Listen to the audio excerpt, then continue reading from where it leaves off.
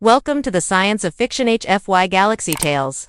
Don't forget to like, subscribe, and tap the notification bell so you never miss a new story from HFY Galaxy Tales, where humanity always finds a way. The day the stars went silent, the stars vanished without warning. One by one, satellites went dark, space stations lost contact. The skies, once full of bright signals and human dreams, turned black and silent. On Earth, people looked up with confusion. In cities, screens flickered, then froze. News anchors stuttered, unsure what was happening. Panic started small, then spread like fire in a hospital in Berlin. Newborns stopped breathing. In a school on Mars, a teacher screamed as every child vanished mid-sentence. On Titan, a nursery full of laughing babies was gone in one bright flash of light. Across colonies, spaceports, towns, villages, children under the age of 12 disappeared. There were no explosions, no bodies, just sudden, empty silence. Then came the message. Every screen across the solar system lit up with the same symbol, the silver seal of the Galactic Council. A cold mechanical voice spoke in every known language. Humanity has failed the test of peace. Your violence, expansion, and refusal to obey galactic law threatens all species. We have executed protocol purity. Your next generation has been removed. Consider this mercy. People dropped to their knees. Mothers collapsed in the streets. Fathers screamed into the sky. All military channels went offline. All calls for help were ignored. The Council had done the unthinkable. They had slaughtered Earth's children. In the United Human Assembly, chaos broke out. Leaders cried, argued, begged. Some still wanted to send diplomats. Others pounded fists and demanded war. But it was too late. There was no time for votes or speeches. In a bunker below the Atlantic Ocean, General Elara Monroe opened a black vault marked Project Ember. No president approved it. No one stopped her. There were no rules anymore. Only pain and rage. She walked through a long metal hallway lined with massive machines. Missiles that could pierce moons. Stealth ships powered by solar dark matter. Drones with neural targeting systems banned by galactic law. These were weapons Earth was never supposed to use. She looked at her officers. They took our children, she said. Now we take everything. The room stood silent. Then one voice answered. With fire in hand. The code was spoken.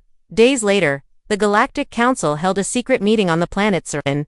The leaders wore golden robes and argued in safe rooms made of crystal and light. They were proud of their decision. The humans were dangerous, one said. We acted early, clean and fast. They were savages anyway, said another. They will now listen, but none of them saw what was coming. Not until it was too late. In the orbit of TSRN, a council sensor station picked up an unknown signal. Strange. The humans weren't allowed in this zone. The guards laughed. Probably just a broken beacon. Then, the signal changed. The screens went red. One word appeared in glowing letters. Ember. The guard's face went pale.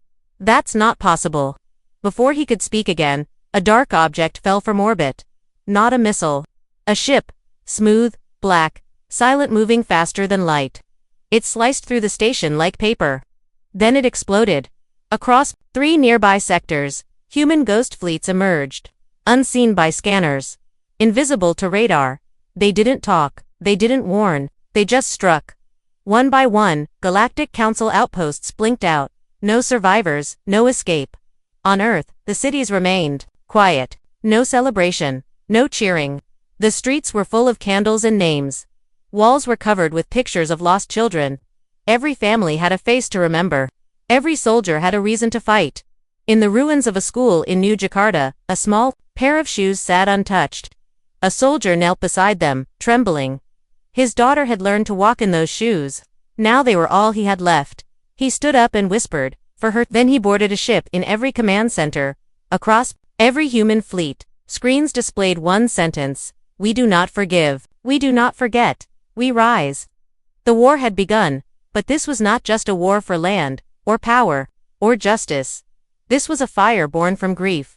A fire that would burn until the stars remembered the names of every child the Council tried to erase. And, in the darkness between worlds, Earth's voice rose like thunder. We are humanity. We are the flame. And we are coming. Ashes carried by steel, the Galactic Council's golden towers once touched the sky on hundreds of planets. Their laws were feared. Their fleets unmatched. For centuries, they ruled without question. But now, their systems were burning one by one. In Sector 9B, a council listening post received a strange signal. At first, it sounded like static. Then came a rhythm, slow, heavy pulses. A technician leaned forward. His hands shook. "It's not static," he whispered. "It's a heartbeat." The commander laughed. "Ignore it. Humans are broken, they have no fleets left." Seconds later, the sky tore open. A shadow fell across the listening post. A massive Earth warship, black as night, smooth like stone, appeared from nowhere. Its name, the Ember's oath, glowed red across the side. Before the commander could react, the ship opened fire. No warning, no speech, just destruction. The entire post was gone in under 10 seconds. That was just the beginning. Across council space, human fleets moved like ghosts. Their ships didn't show up on scanners. Their drones slipped through shields. Entire planets went silent without firing a single shot. Inside council chambers, fear replaced pride. "They have technology we didn't approve," one leader shouted. "They weren't supposed to be this strong," yelled another. The high speaker slammed his fist down. "They are using weapons outlawed by this council." "But we outlawed their children's lives," someone whispered. Silence followed. On Earth's side, revenge came with cold calculation. These weren't wild attacks. Every move was exact. Every target had meaning. In one operation, Project Orphaned's Hand, a group of teenage soldiers, all survivors of the purge, landed on a council supply moon. Their mission was simple: destroy the fuel lines and leave a message. One girl, barely 15, walked alone through a hallway filled with alien guards. She didn't flinch. She placed a small device on the wall, then turned around. "Tell your council," she said, "that we're still here." The device lit up the entire base, vanished. The only thing left standing was a scorched wall with the words, "For the lost, for the living, we burn." In the deepest levels of Earth's military command, General Elara Monroe monitored the stars. Her eyes were tired, but her voice was sharp. "They're afraid," she told her officers. "Now we press harder." A young officer hesitated. "Ma'am, how far do we go?" Elara looked at the list of destroyed human cities, the number of lost children. "We go until the stars learn what it means to grieve." In council-controlled space, panic spread. Worlds that once praised the council now closed their gates. Many tried to leave the council, declaring neutrality, but it was too late. Humanity's vengeance didn't check flags. It followed pain. Entire fleets vanished mid-jump. Cities turned to ash without sound. And in every sky, the same signal appeared before impact: a burning ember. The council tried to send a peace envoy. A single diplomat reached a human cruiser near the ashes of Colony 12. The diplomat begged, "We regret what happened. It was necessary, but now we seek peace." Captain Rivas, a survivor of the Titan nursery purge, looked the aliens straight in the eye. "You killed my baby sister while she was sleeping," he said. "Peace is a language you don't speak." "Not anymore," the envoy begged. "If we surrender," but Rivas cut the transmission. 1 minute later, the council ship exploded without reply. There were no more talks. Back on Earth, a memorial wall stretched across the remains of New Geneva. Each name glowed softly in the wind. Flowers were replaced daily. People gathered to whisper stories of children they'd never forget. Above the wall, a new symbol was carved, a hand holding a flame. It became Earth's new banner. In orbit, the Ember fleet grew larger, smarter, faster. With each strike, they became less human in body but more human in spirit. No machine gave the orders. The fleets followed a new command, AI Mother of the Lost on advanced program powered by memories of the fallen. Their voices became her voice. Every command echoed like a lullaby, and now, she spoke a new order. Prepare for final strike. The council's homeworld is next. The stars no longer held silence. They carried fire. And it was headed straight for the heart of power. The fire they chose asterisk the sky above the council homeworld, Izera Prime, once shimmered like diamond. Its towers reached toward the stars, its palaces carved from stone older than most galaxies. It was the center of law, order, and galactic power. But now, that sky burned orange. Council citizens ran through the streets. Alarm bells cried like wounded animals. Ships evacuated officials. The grand banners of the council were torn from buildings by wind and fire. Panic ruled the world they had once ruled. Above them, the sky was full of human ships, thousands of them. Black, silent, perfectly positioned. They did not move, they only waited. Inside the command vessel, Children's Wrath, General Elara Monroe, stood on the bridge, her hands rested behind her back. Her face held no joy, no satisfaction, only purpose. A young pilot whispered, "Ma'am, Council fleet is retreating. Their shields are failing." Elara nodded.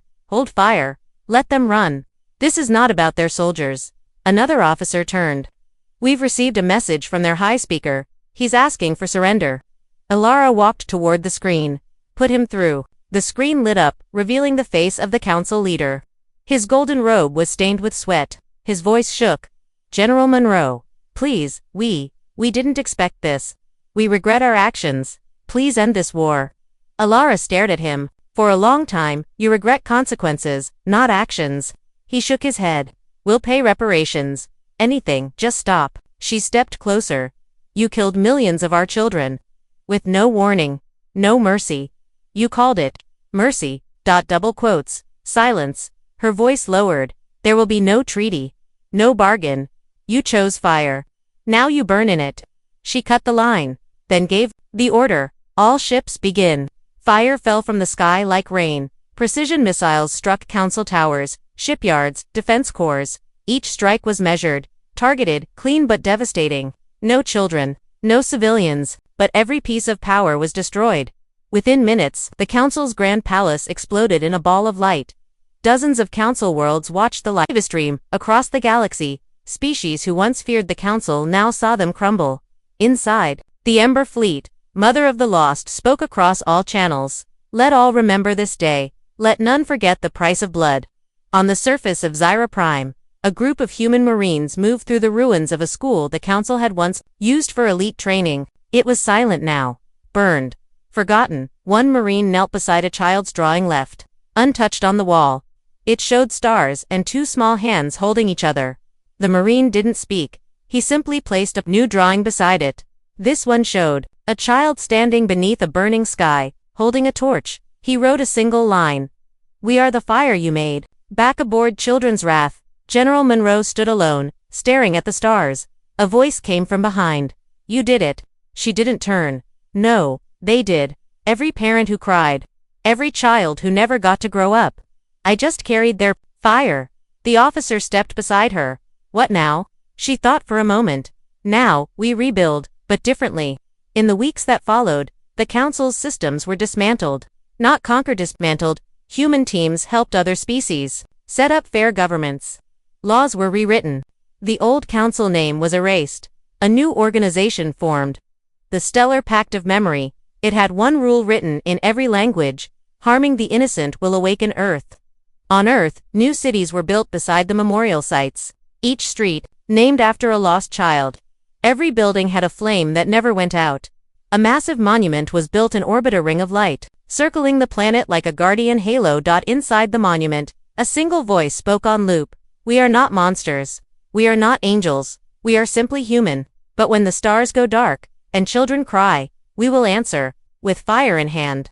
Years later, a group of alien students visited Earth. They stood before the flame, listening to a human teacher tell the story. One small alien raised his hand. "Why didn't you stop them with words?" The teacher knelt. "We tried. For years, but when words are ignored, fire becomes the last voice."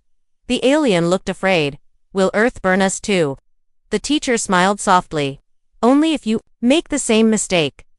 But if you stand beside the innocent, we'll stand beside you." The flame behind them flickered brighter.